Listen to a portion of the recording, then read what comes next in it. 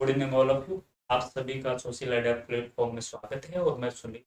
दोस्तों, आज हम बात करेंगे एक ऐसे टॉपिक पे जो कि हमारे दैनिक जीवन या कह सकते हैं कि डेली लाइफ के हिसाब से बहुत महत्वपूर्ण टॉपिक है और उस टॉपिक का नाम है भारतीय संविधान कह लीजिए या संविधान कह लीजिए उसको। तो सबसे पहले भारतीय संविधान को जानने से पहले हम आज के इस लेक्चर पे ये जानने की कोशिश करें कि एक्चुअल में जिस संविधान जो होता है वो संविधान एक्चुअल में क्या होता है, इसको संविधान कहा जाता है। संविधान के बेसिक प्रिंसिपल्स क्या है, संविधान की हमें ज़रूरत क्या है, या डेली लाइफ के अंदर भी हमें संविधान जो है उसकी नीड होती है। तो सबसे पहले कुछ बेसिक टॉपिक है हमारे, उसके ऊपर बातचीत करेंगे।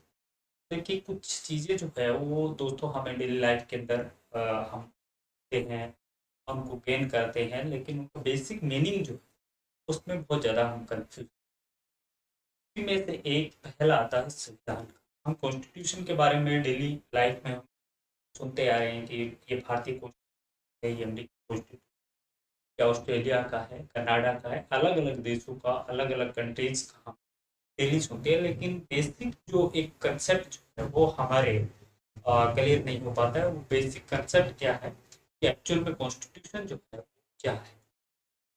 जैसे पॉइंट की मैं बात करूं तो पॉइंटों में आप देखिएगा, सबसे पहले अगर मैं बात करूं तो पहला होता है कि संविधान क्या है?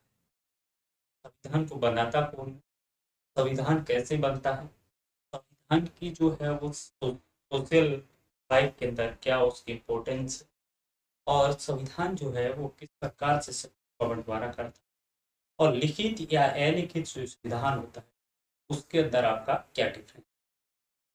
सबसे बेसिक मीनिंग की बात करें, सबसे बेसिक मीनिंग जो है वो हमारा वहीं से शुरू होता है जहाँ से हम बात करें कि संविधान क्या होता है, कि कॉन्स्टिट्यूशन जो है वो एक्चुअल में है क्या। देखिए दोस्तों, कॉन्स्टिट्यूशन की अगर बात करें तो हम वैसे अगर सोचें तो कॉन्स्टिट्यूशन जो है वो जब हम उस कल्पना करते हैं और उसका इमेजिनेशन करते हैं तो हमारे सामने एक चीज़ आती है। वो चीज़ ये आती है कि बहुत बड़ी एक बुक, और उस बुक में बहुत सारी चीज़ें जो होगी वो हमारे, लेकिन एक्चुअल में ऐसा नहीं। आपने देखा होगा कि कई जो देश है, जैसे बात करें हम इसराइल की, बात करें हम ब्रिटेन की, तो वहाँ पे जो आपका कॉन्स्टिट्यूशन जो वो आपका अनरिटन है, लिखित कौन। और जो भारत है जैसे का है, वहाँ पे आपका लिखित कॉन्स्टिट्यूशन मीन्स आपका रिटर्न में कॉन्स्टिट्यूशन हमें देखने को मिलता है। तो सबसे बेसिक जो चीज है और सबसे पहली जो हमारी नीड है, वो सबसे पहले हमें ये जानना जरूरी, कॉन्स्टिट्यूशन जो है वो एक्चुअल में है क्या। पहले देखिए, हम बात करें कॉन्स्टिट्यूशन की दोस्तों, कॉन्स्टिट्यूशन जो होता है आपका या संविधान जो होता है उसको अगर हम डिवाइड करके देखें, 6 प्लस में विधान। संविधान जो होता है वो आपका, वो क्या होता है कि 6 विधान से बना, कोई चीज जब विधि विधान से बनाई जाती है वो हमारा क्या होता है, संविधान होता है।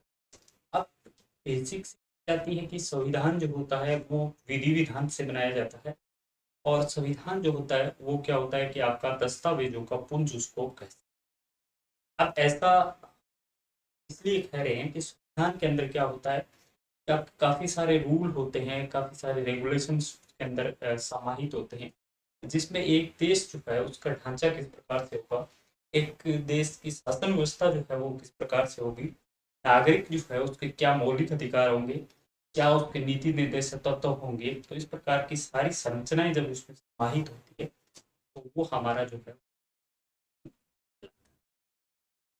अब बेसिक सी बात अगर हम करें कि कॉन्स्टिट्यूशन जो है वो एक्चुअल में क्या है, तो कॉन्स्टिट्यूशन के बारे में सीधा सा हम कह सकते हैं कि कॉन्स्टिट्यूशन जो होता है वो एक बुनियादी सिद्धांतों का एक हिस्सा होता है, और जो क्या हो सकता है कि आपका लिखित भी हो सकता है और अलिखित भी। इस लिखित और अलिखित के बारे में हम दोस्तों आगे इसमें बातचीत करेंगे। अब हम जानेंगे कि क्या बेसिक जो दोनों में डिफरेंस है आपका, रिटन और अनरिटन जो कॉन्स्टिट्यूशन है, तो वो हम आगे जानेंगे। तो पहली जो चीज हमने समझने की कोशिश की है वो ये की है, कॉन्स्टिट्यूशन क्या होता है। कि कॉन्स्टिट्यूशन जो होता है वो या तो दस्तावेजों का पुंज होता है, या नियम जो होते हैं वो विधि विधान से बनाए गए नियमों का एक समूह होता है। वो किसी भी देश का आप कॉन्स्टिट्यूशन उठा लीजिए, उसमें नियम और विधि विधान जो वो आपको समझ आएंगे।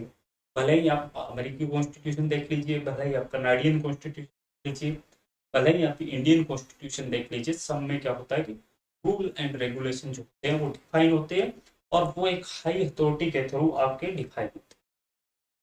तो ये बेसिक सा एक कॉन्स्टिट्यूशन के बारे में होता है। आप देखिए कि इसके बारे में दूसरा जो पॉइंट आता है, वो सबसे इम्पोर्टेंट पॉइंट हमारा आता है, वो आता है कि कॉन्स्टिट्यूशन की आवश्यकता जो है वो क्यों पड़ी, कॉन्स्टिट्यूशन जो है उसकी आवश्यकता क्यों पड़ी, और need of the constitution, constitution की आवश्यकता क्या। इसको एक छोटे से उदाहरण के द्वारा हम जानने का प्रयास करेंगे।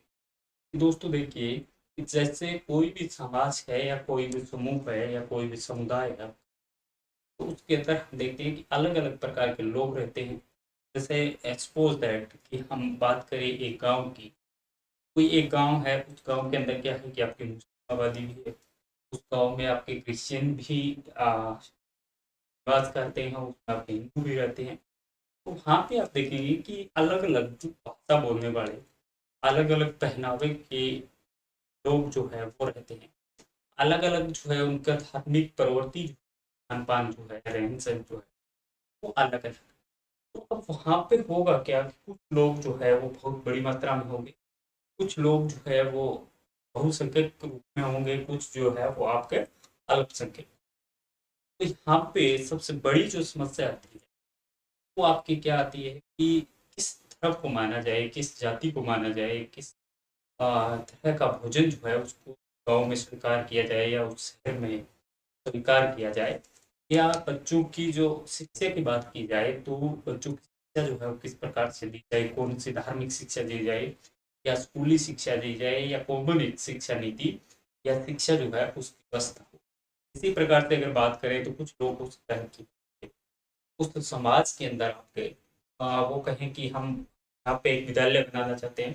कुछ लोग जो है वो वहाँ पे क्रिश्चियन स्कूल की तरफ आपका उनका मोटिव हो सकता है। कुछ जो हिंदू जो है वो वहाँ पे आदर्श विद्यालय की स्थापना करना चाह रहे हैं, और तो इस तरह से उनके बीच में क्या होगा, आपका कोलिजन। कोलिजन मीन्स क्या होगा कि विरोधाभास की स्थिति जो है वो वहाँ पे क्रिएट होगी। इसी प्रकार से जब बात आएगी कि कोई कहेगा कि पार्क निर्माण करना है, दूसरा समुदाय जो है कहे कि उसके खिलाफ हो, इस तरह की कई सारी जो चीजें जो है वो हमें उसमें देखने को मिलेगी। अब कई सारी जब चीजें देखने को मिलेगी तो वहाँ पे हमने पहले भी बात की थी, कोलिजन होगा। और जब आपका कोलिजन जो होगा वो इतना बढ़ जाएगा कि वहाँ पे एक समुदाय जो है वो दूसरे समुदाय का विरोधी हो जाएगा, और दूसरा समुदाय जो है वो तीसरे समुदाय का विरोधी हो जाएगा। तो इस प्रकार से वहाँ पे जो एक व्यवस्था जो है वो व्यवस्था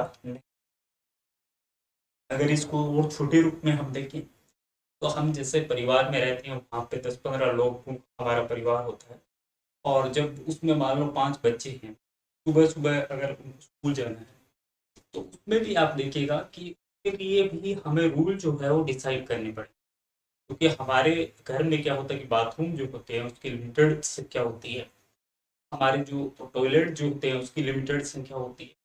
तो वहाँ पे जब वो कौन सा बच्चा जो है उसका पहले वेन जो है या स्कूल जो है उसका टाइमिंग है, तो उस हिसाब से उसको एडजस्टमेंट किया जाता है, उस हिसाब से उनको रूल जो है वो बनाए जाते हैं। पहले मान लो ए जो बच्चा है वो पहले क्या करेगा, बाथरूम जाएगा, बी जो है वो पहले टॉयलेट जाएगा। तो इस तरह से डेली लाइफ के अंदर और हमारे घर में भी कुछ रूल होते हैं जिनको फॉलो करके हम सारी जो दैनिक प्रक्रिया है या दैनिक जो गतिविधि है उसको संपादित कर। उसी प्रकार से हम देखें जब बड़े देश की बात आती है, बड़े स्टेट की बात आती है, तो वहाँ पे संविधान जो है वो ये सारी चीजें आपकी करता है। इसीलिए फिर क्या हुआ कि लोगों को मेंटेन करने के लिए, लोगों का कुछ कॉमन जो आपको इशू है उस इशू को मेंटेन करने के लिए यहाँ पे संविधान की आपकी आवश्यकता। अब बात ये आई कि संविधान जो है वो क्या करेगा, वो कुछ बुनियादी मूल्य प्रदान करेगा। अब बुनियादी मूल्य कौन से होंगे, बुनियादी मूल्य वो मूल्य होंगे जो आपके बेसिक जो है वो बेसिक वैल्यूज होगी, सभी के जो लोग हैं, चाहे वो एक स्टेट के लोग हों, चाहे वो एक कंट्री के लोग हों, वो सारे के सारे क्या करेंगे उसको मानेंगे तो ये क्या हुआ, आपका बेसिक या बुनियादी जो मूल्य वो मान। अब बात आती है कि संविधान जो है वो क्या क्या करता है।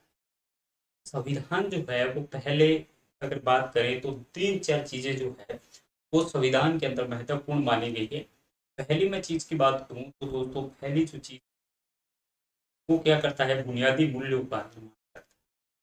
अब आपकी बेसिक वैल्यूज जो होगी, वो बेसिक वैल्यूज क्या होगी, उसका निर्माण जो है वो किस प्रकार से करेगा। तो आप देखिएगा कि हम जो कुछ लोग जो है, अब एक समाज की बात कर रहे हो, पहले भी हमने उदाहरण दिया था। तो उस समाज के अंदर जो कई जो लोग, एक सपोज दैट कई विचारधारा के जो लोग हैं या ए विचारधारा के जो लोग हैं, वो कहेंगे कि ये जो बेसिक एक स्ट्रक्चर जो हमने तैयार किया है, ये बेसिक स्ट्रक्चर के ऊपर जो बाकी जो समाज है वो भी आपका एग्री करे। तो इसी प्रकार से फिर जो बी जो विचारधारा के लोग हैं या बै जो विचारधारा के लोग हैं, वो कहेगा कि नहीं, ये विचारधारा जो है वो सही नहीं है, हमने जो विचारधारा तय की है वो विचारधारा आपकी सही। तो फिर वहां पे क्या होगा, एक कोलिजन होगा। और फिर उस कोलिजन को आपका क्या करना, रिमूव करने के लिए संविधान जो है उसका पहला और फर्स्ट जो कर्तव्य है वो ये है कि वो वहां पे बुनियादी मूल्यों का विकास करे। अब वो बुनियादी मूल्य जो है वो क्या होंगे कि वो सभी के लिए कॉमन होंगे, सभी को मानना अनिवार्य हो। तो अब एक क्वेश्चन जो है वो यहाँ से ये निकल के आता है दोस्तों, कि ये बुनियादी मूल्य एक्चुअल में बनाएगा कौन। तो यहाँ पे जो है संविधान की बात की जाए तो संविधान ने दो तरह की चीजें जो है वो यहाँ पे डिफाइन। पहली कि या तो कोई जो संसद होगी, किसी देश की संसद जो है वो आपके बुनियादी मूल्य जिसको हम कानून कहते हैं या अध्यादेश जिसको कहते हैं वो वहाँ पे क्रिएट करेगी। और दूसरा जो है वो वहाँ पे वहाँ की जो न्यायपालिका होगी, वो न्यायपालिका वहाँ पे क्या करेगी, बुनियादी मूल्यों का अ, एक तरह से उनको क्रिएट करने का काम जो है या मेंटेन करने का काम जो है वो करे। तो यहाँ पे दो चीजें आपकी निकल के आई, पहली जो है वो आपकी संसद और दूसरी जो है वो आपकी न्याय। हमने देखा पहली जो है वो पहला क्या हुआ, आपका बुनियादी मूल्य हुआ। और बुनियादी मूल्य जो है वो निकल के आया। दूसरा जो है उसको बनाएगा कौन, तो वहां पे दो संस्थाएं जो है वो दो संस्थाएं आपकी निकल के आए। अब जो आपका आता है कि बुनियादी मूल्य जो है वो आपका क्या होगा। मोस्टली अगर बात करें तो यहाँ पे या भारत भारत की बात करें तो भारत में जैसे लोकतंत्रात्मक आपका शासन व्यवस्था है, लेकिन कुछ देश जो है वहाँ पे राजतंत्रात्मक व्यवस्था भी है। तो यहाँ पे फिर संविधान जो है उसने बताया कि बुनियादी मूल्य जो है वो आपके क्या हो गए, कि अगर जहाँ पे राजतंत्रात्मक व्यवस्था है वहाँ पे वो बुनियादी मूल्य किसमें निहित हो गया, आपके राजा के अंदर। और जहाँ पे प्रजातांत्रिक व्यवस्था जो है या गणतंत्रीय जो व्यवस्था है, वहाँ पे बुनियादी मूल्य जो है वो आपके संसद के अधीन या संसद में आपके क्या होगी, निहित होगी। और संसद में संसद से तात्पर्य वहाँ की जनता के अंदर वो निहित होगी। अब जनता जो है वो फिर यहाँ पे एक चीज और निकल के आती है दोस्तों, कि बुनियादी मूल्यों की अगर बात करें और जनता की बात करें तो आप देखिएगा कि अगर भारत के संदर्भ में इस चीज को लेके चले तो क्या हर एक चीज के लिए भारत की जनता जो है वो रिस्पॉन्सिबल है, क्या भारत की जनता जो है वो प्रत्यक्ष भाग लेती है। तो यहाँ पे एक चीज निकल के आई, वो ये निकल के आई कि जो बुनियादी जो मूल्य है उनको क्रिएट करने में अगर प्रजातांत्रिक व्यवस्था की बात करें तो क्या हम प्रत्यक्ष रूप से जनता की भागीदारी करें या अप्रत्यक्ष रूप से जनता की भागीदारी यहाँ पे करें।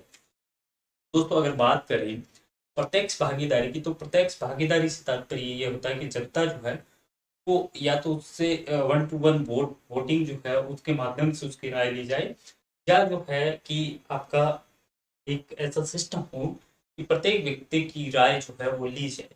लेकिन ऐसा अगर छोटे देश की बात करें तो वहां पे पॉसिबल है, लेकिन भारत जैसे बड़े देश के अंदर ये पॉसिबल नहीं है। तो फिर यहाँ पे जनता की राय के लिए एक अप्रत्यक्ष विधि का चुनाव किया गया। और वह अप्रत्यक्ष विधि आपकी क्या होगी कि संसद जो है या विधानसभा जो है उसके सदस्यों का चुनाव जो है कौन करेगी, जनता करेगी। और वो चुने हुए जो सदस्य है वो जनता की ही आपके क्या करेंगे, बुनियादी मूल्यों का निर्माण करेंगे। तो इस प्रकार से जो चुने हुए जो सदस्य जो निर्माण कर रहे हैं वो एक प्रकार से किसका रिप्रेजेंट कर रहे हैं, वो जनता का रिप्रेजेंट कर रहे हैं। तो संविधान का दूसरा जो मूल जो आपका कार्य है या मूल काम जिसको कह सकते हैं, वो क्या है कि बुनियादी मूल्यों का विकास या निर्माण जो है वो आपका पूर्ण कर। अब तीसरी जो आपकी कार्य आता है संविधान का, वो दोस्तों आता है कि सरकार जो है इन शक्तियों पर नियंत्रण। अब हमने देखा कि हमने बात की थी कि भारत के संदर्भ में हमने बात की थी कि अप्रत्यक्ष रूप से जो चुने हुए जो सदस्य हैं वो क्या करेंगे, आपका रिप्रेजेंटेटिव करेंगे जनता की तरफ से, या जनता का रिप्रेजेंटेटिव करेंगे। अब हो सकता है कि आपकी सरकार जो है वो कुछ ऐसे निर्णय वो चुने हुए व्यक्ति ले ले जिससे कि एक जो आपकी आम जो जनता है या आम जो नागरिक है उसके अधिकार एक तरह से क्या हो जाए, खत्म हो जाए। अब वो क्या क्या कर सकती है, अगर मान लो कोई सरकार ये कह दे कि कोई भी व्यक्ति जो है उसको धार्मिक स्वतंत्रता प्रदान नहीं की जाएगी, अर्थात वो किस धर्म को मानेगा या किस धर्म को नहीं मानेगा, ये वो व्यक्ति तय नहीं करेगा, ये कौन करेगी, सरकार तय करेगी। दूसरा यहाँ पे ये कर सकती है, इस व्यक्ति को कितनी संपत्ति रखनी है ये आपका कौन, सरकार डिसाइड करेगी। तीसरी जो है, किसी को भी है वो निःशुल्क शिक्षा वगैरह नहीं दी जाएगी। चौथा जो है वो ये कर सकती है आपका कि वहाँ पे स्वतंत्रता और समानता जो है वो खत्म कर सकती है। तो इसलिए फिर संविधान जो है वो क्या करेगा कि सरकार के ऊपर आपकी नियंत्रण करेगा, सरकार की शक्तियों के ऊपर नियंत्रण करेगा। और वो जो सरकार शक्तियों के ऊपर नियंत्रण करेगा उसी का एक उदाहरण जो दोस्तों आपको देखने को मिलता है, वो देखने को मिलता है आपका मौलिक अधिकार।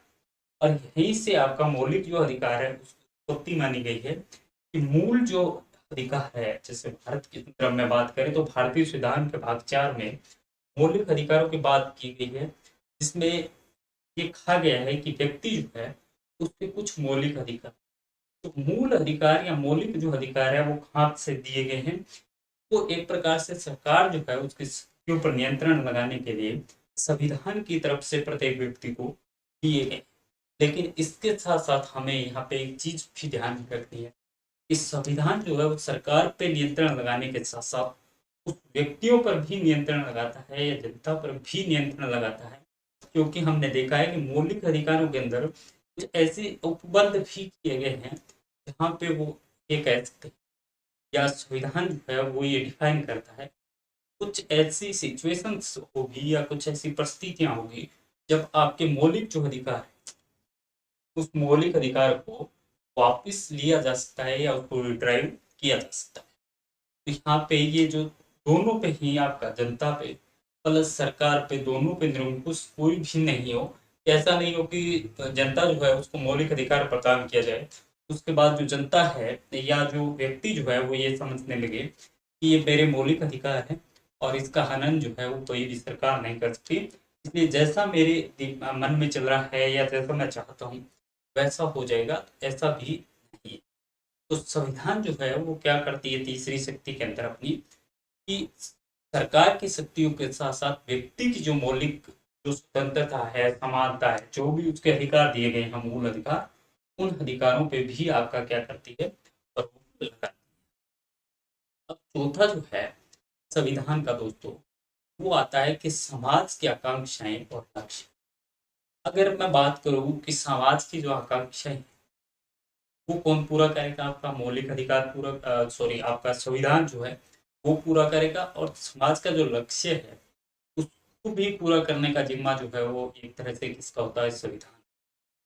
अब आपकी बात करें कि 20वीं शताब्दी से पहले मीन्स 1901 से पहले तक ये जो कंसेप्ट था ये नहीं था, और इसका सबसे अच्छा जो उदाहरण है वो भारतीय संविधान को माना जाता है, जिसमें आपकी एक तरह से समाजवादी, एक तरह से पंथ निरपेक्षता, एक तरह से उसमें बंधुत्व की भावना, तो ये सारी जो है वो किसकी है, समाज की आकांक्षाएं और समाज के लक्ष्य की बात करती है। अब जैसे संविधान जो है उसके लक्ष्य क्या होते हैं, उसके ये लक्ष्य होते हैं कि एक जो देश है या एक राष्ट्र जो एक राज्य जो है उसमें गरीबी जो है वो कम से कम हो आपकी, उसमें प्रत्येक व्यक्ति जो है उसको शिक्षा प्राप्त हो, और जहाँ तक हो कि उसको निःशुल्क शिक्षा प्राप्त हो। उसमें कोई भी धर्म जो है वो सर्वमान्य धर्म नहीं हो, मीन्स सर्वोच्च जो धर्म है वो नहीं हो, पंथ निरपेक्ष राज्य हो। तो ये कुछ जो लक्ष्य है वो लक्ष्य आपका कौन तय करती है? आपका संविधान तय। और इसका अंतिम जो है और सबसे महत्वपूर्ण जो एक आपका कंसेप्ट जो है या कार्य जो माना गया है संविधान का दोस्तों, वो माना गया है आपका राष्ट्र का निर्माण या राष्ट्र की बुनियादी जो सोच है उसको विकसित करना। कोई भी संविधान होता है वो एक ऐसे बुनियादी सिद्धांत जो है वो आपका क्रिएट करता है, जिससे क्या होता है कि एक उस एरियाज के अंदर रहने वाले, उस सीमा के अंदर जो लोग रहते हैं, उसके अंदर ऐसी सोच विकसित हो कि वो उस राष्ट्र के प्रति जो है वो समर्पित हो। जैसा कि हम जानते हैं कि हम भारत में के लोग जो है वो हम कहते हैं कि हम भारत के लोग भारत के लिए जो है भारत की भूमि के लिए जो है वो समर्पित है या मरने मिटने को तैयार है। इस प्रकार की जो भावना जो हमारे अंदर से आती है वो किसने दी है? वो हमें भारतीय संविधान ने दी है। और ऐसा नहीं है कि ये भारतीय के अंदर ही है या भारतीय संविधान के अंदर पाई जाती है।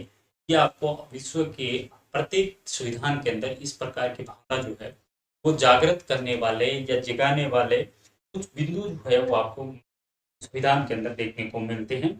और उसी को कहते हैं कि राष्ट्र की जो बुनियादी पहचान का निर्माण जो करता है वो वहाँ का या उस देश का, उस कंट्री का, उस राज्य का संविधान या कॉन्स्टिट्यूशन जो वो आपका करता है। अब देखिए कि एक आता है कि एक इम्पोर्टेंट जो क्वेश्चन आता है कि क्या जो संविधान होता है उसका उसको बदला जा सकता है, या आप कह सकते हैं कि संविधान जो है उसका निर्माण किस प्रकार से होता है। पहले इस चीज पे चर्चा कर लेते हैं कि कोई भी संविधान होता है, हमने संविधान के बारे में जान लिया, संविधान की आवश्यकता के बारे में जान लिया, संविधान के जो 5 बेसिक जो कार्य थे उसके बारे में जान लिया। अभी हम जान लेते हैं कि संविधान जो होता है उस संविधान का निर्माण किस प्रकार से होता है। आप देखिए दोस्तों कि कोई भी देश होगा या किसी भी देश का संविधान जो होगा वो क्या होगा, किसी जन क्रांति से जब हुआ। अब जन क्रांति से कैसे उपजा हुआ होगा कि भारतीय संविधान की बात करें तो भारतीय संविधान जो है वो 1857 के बाद हम देखते हैं कि एक राष्ट्रीय आंदोलन, एक लंबा राष्ट्रीय आंदोलन भारत के अंदर चलता है 1947 तक, और वहां के बाद में एक संविधान जो है वो बन। अब यहाँ पे देखिए 2 तरह की चीजें जो है या 2 तरह की धाराएं हमें देखने को मिलती है। पहली ये कि जहाँ पे राजतंत्रात्मक व्यवस्था हो वहाँ पे क्या होगा कि कई बार ऐसे निरंकुश राजा जो है वो होते हैं, वो फिर जनता जो होती है वहाँ की, वो जनता को क्या करते हैं कि शासक वर्ग जो होता है वो शासित अ, वर्ग को आपका बहुत ज़्यादा उसको परेशान करता है, बहुत ज़्यादा उसके अधिकारों का हनन करता है। और एट लास्ट ऐसा टाइम पीरियड यहाँ पे आता है कि जहाँ पे जनता जो है एक तरह से इकट्ठी होती है, कोई जन क्रांति वो करती है, और देन उसके बाद कुछ अपने अधिकारों को प्राप्त करने के लिए कुछ सामान्य नियमों का एक तरह से वो बनाती है या उनको क्रिएट करती है। तो वहीं से संविधान जो होता है उसका निर्माण होना चालू हो जाता है। जैसे एक फ्रांस की क्रांति की बात करें, फ्रांसीसी संविधान जो उसके बाद बना। अमेरिकी क्रांति की बात करें तो अमेरिकी क्रांति के बाद जो है अमेरिका का संविधान बना। तो संविधान में एक्चुअल में क्या होता है, हमने शुरुआत में भी देखा, कुछ बुनियादी सिद्धांत जो होते हैं वो सबके लिए मान्य होते हैं, और जब जनता जो है वो शोषित होती है या उसका शोषण होता है तो वो कुछ कॉमन सिद्धांतों का निर्माण करते हैं। और वही सिद्धांत जो है वो आगे जाके आपका क्या करते हैं, धीरे धीरे जो है एक टाइम पीरियड में, एक टाइम पीरियड के फ्रेम में संविधान का निर्माण हो जाता है, और बाद में पूरी की पूरी उस देश की जनता जो है उनको फॉलो करती है, और धीरे धीरे वो आपका एक संविधान जो है वो पूर्ण रूप उसको ले लेता है। तो इस प्रकार से संविधान जो है वो आपका बनता है। अब आता है कि संविधान को क्या बदला जा सकता है, क्या संविधान जो है उसको बदला जा सकता है। तो दोस्तों देखिए, कोई भी संविधान जो होता है वो उस टाइम पीरियड में, उस टाइम फ्रेमवर्क में आपका क्रिएट किया जाता है, और उसके बाद कुछ चीज़ें जो है वो नई आती है, समाज में बदलाव होते हैं, कुछ जो समय के साथ बदलाव होते हैं। तो बस जो संविधान जो होता है उस संविधान में भी आपका बदलाव होता है। इसीलिए कहा जाता है कि संविधान जो होता है, कुछ संविधान कठोर संविधान होते हैं और कुछ संविधान जो है वो लचीले संविधान होते हैं, और कुछ संविधान जो होते हैं वो आपके कठोर और लचीले जो है वो दोनों होते हैं। अगर भारतीय संविधान की बात करें तो भारतीय संविधान जो है वो आपका कठोर प्लस लचीला है। अमेरिकी संविधान की अगर बात करें तो अमेरिकी संविधान जो है वो आपका कठोर संविधानों के अंदर आता है। तो कठोर संविधान जो है वो क्या होता है कि थोड़ा सा चेंजेस जो करना है वो आपका मुश्किल होता है, और लचीले संविधान के अंदर आपका चेंज जो है वो करना आसान होता है।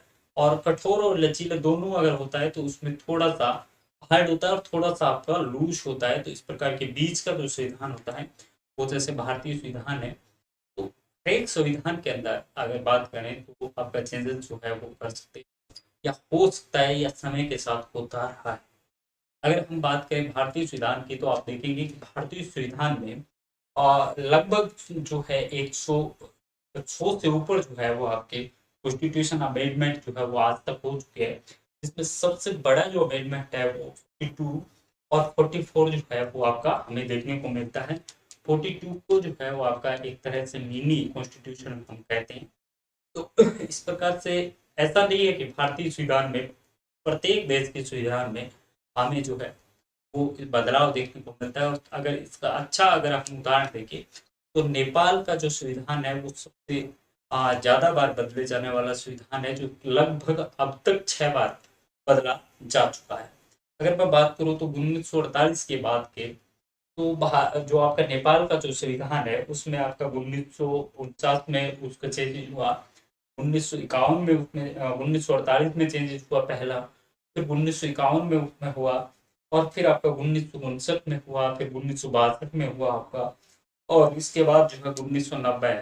और अंततः क्या हुआ कि वहाँ पे राजतंत्र जो है उसको खत्म किया गया और लोकतंत्रात्मक व्यवस्था वहाँ पे स्थापित की गई।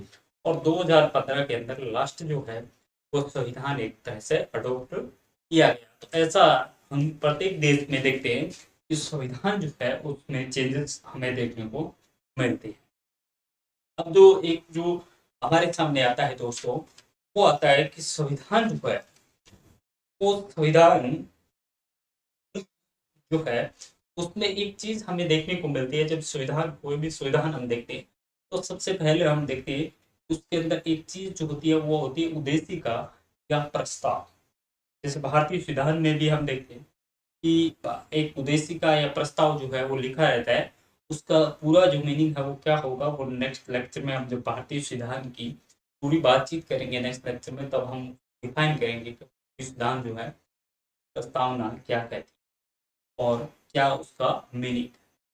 पहले यहाँ पे बेसिक जो हर एक संविधान के अंदर आपका लागू होता है वो होता है कि या तो उसके अंदर उद्देशिका या प्रस्तावना उसको कहा जाता है। उद्देशिका या प्रस्तावना जो होती है वो क्या होती है, संविधान का बेसिक और शॉर्ट फॉर्म में एक आपका इंट्रोडक्शन टाइप होता है।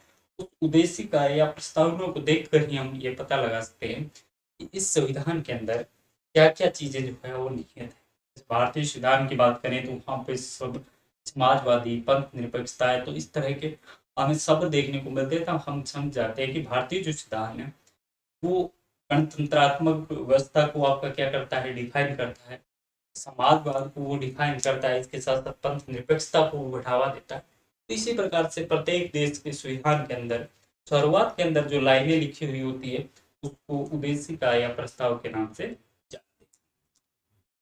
अब दोस्तों सबसे बड़ा जो हमारे कंफ्यूजन आता है वो ये आता है कि हमने बात संविधान की कर ली, बात संविधान के क्यों लागू किया जाता है उसकी कर ली, बात हमने की कि संविधान जो है उसके मूल मूल 5 कार्य क्या है, संविधान जो है उसकी प्रस्तावना क्या है, और संविधान जो है क्या उसमें चेंजेस जो है वो पॉसिबल है, यहाँ तक हमने बात कर ली। अब एक सबसे बड़ा और बेसिक जो मुद्दा आता है वो आता है कि संविधान जो है, और कंफ्यूजन जो पॉइंट है वो ये होता है हमारा कि संविधान जो है वो आपका लिखित संविधान होगा या अलिखित संविधान होगा। देखिए दोस्तों, कुछ जो संविधान है आपके, वो लिखित है और कुछ संविधान जो है वो अलिखित। अब यहाँ पे सबसे बड़ा जो कंफ्यूजन है वो यही होता है कि अगर अलिखित संविधान है तो हमारे माइंड के अंदर एक चीज आती है कि ये जो उस देश की शासन व्यवस्था जो है वो किस प्रकार से चलती होगी। और अगर कुछ लिखा हुआ ही नहीं है तो फिर उस संविधान का मतलब क्या है। आप देखिएगा कि ये दो देश जो है वो आपको अलग अलग दिखाई दे रहे हैं। ये आपका भारत है, सपोज दैट ये आपका ब्रिटेन। अब होगा क्या कि ये आपका भारत है और ये आपका ब्रिटेन। अब भारत के पास, ये जो आपका भारत है इसके पास इसका खुद का एक संविधान है, लेकिन ब्रिटेन के पास हमें ऐसा कोई रिटर्न संविधान जो है वो हमें नहीं दिखता।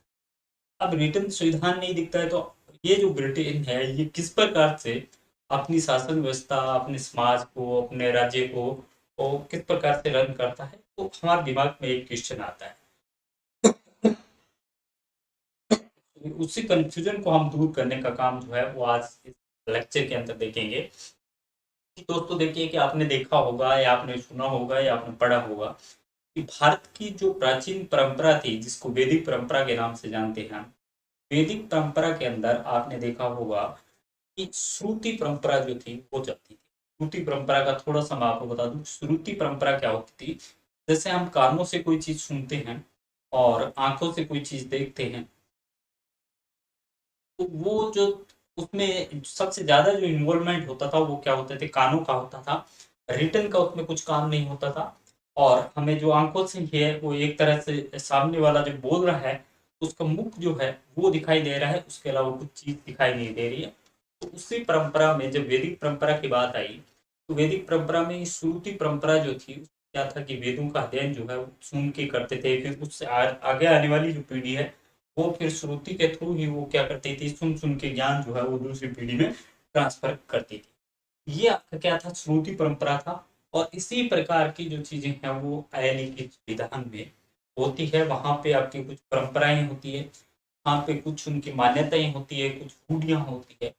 वो क्या करते हैं कि एक पीढ़ी जो है वो दूसरी पीढ़ी को बताती है, दूसरी पीढ़ी तीसरी को, और इस प्रकार से वो रूढ़ी और परंपराएं जो है वो सदैव के लिए धीरे धीरे वहां पे स्टेब्लिशमेंट हो जाती है। और वहीं जो है उनके हम संविधान की बात कर रहे थे जिसमें कुछ बुनियादी सिद्धांतों की बात कर रहे थे, वो बुनियादी सिद्धांत जो है वो आपके वहीं से आने चालू हो जाते हैं। और वो ही उनके बुनियादी सिद्धांत होते हैं। उसमें ये भी बताते हैं कि किस प्रकार की शासन व्यवस्था होगी। हालांकि ऐसा नहीं है कि पूरा का पूरा संविधान जो है वो है लिखित, कुछ भाग उनके पास कुछ चीजें जो है वो लिखित होती है और कुछ चीजें जो है वो ज्यादातर चीजें जो है वो अलिखित होती है, तो इसलिए उसको अलिखित संविधान कह देते हैं या कह दिया जाता है। अब यहाँ पे आपके दिमाग में एक चीज आई होगी, अलिखित संविधान जो जिस देश का होगा वो देश जो है वो आपका खराब होगा या उसकी शासन व्यवस्था जो है वो खराब होगी, लेकिन ऐसा नहीं है। अगर हम बात करें इजराइल की, बात करें न्यूजीलैंड की और बात करें ब्रिटेन की, तो आप देखिए कि ब्रिटेन और ये सारे सारे जो देश हैं वो विकसित देशों की श्रेणी में आते हैं कंपेरिजन टू इंडिया। तो वहां पे क्या है, अलिखित संविधान है, लेकिन भारत जो है उसका क्या है, लिखित संविधान।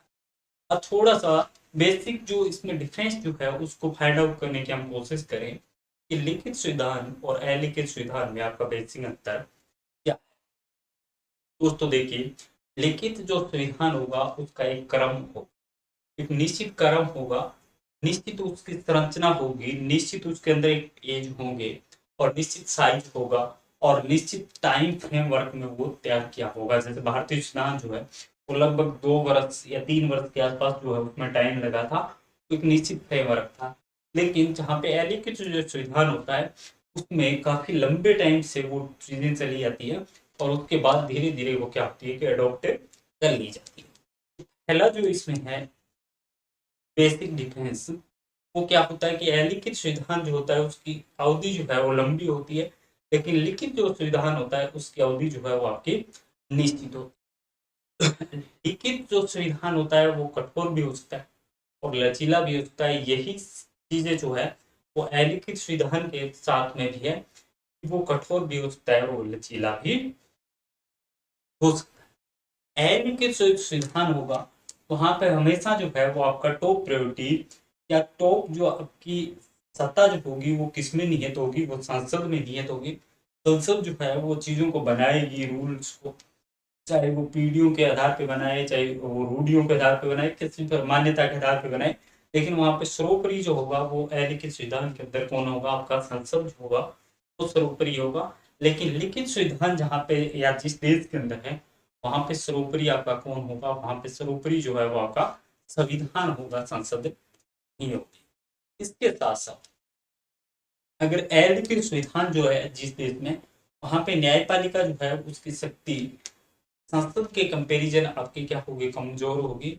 लेकिन जहाँ पे लिखित जो संविधान है वहां पे संसद जो है उसकी शक्ति है वो न्यायपालिका से कम होगी। जैसे भारतीय संविधान, भारत की बात करें हम, तो भारत में आप देखिए कि संसद कोई कानून बनाती है और अगर ऐसा लगता है न्यायालय कि ये जो कानून जो है वो मौलिक अधिकारों के विरुद्ध है या जनता के हित में नहीं है, तो वो फिर क्या करती है, उस पर रोक लगा सकती है। तो इस प्रकार से अब पुनर्विचार करने के लिए संसद को निर्देश, दिशा निर्देश जो है वो आपका जारी कर सकती है। तो लिखित संविधान के अंदर आपका क्या होता है कि संसद जो होती है वो सर्वोपरि नहीं होती है, बल्कि आपका न्यायालय सर्वोपरि होता है। और अलिखित में आपका न्यायालय जो है उसकी शक्ति कंपेरिजन टू संसद आपका क्या होती है, कम होती है।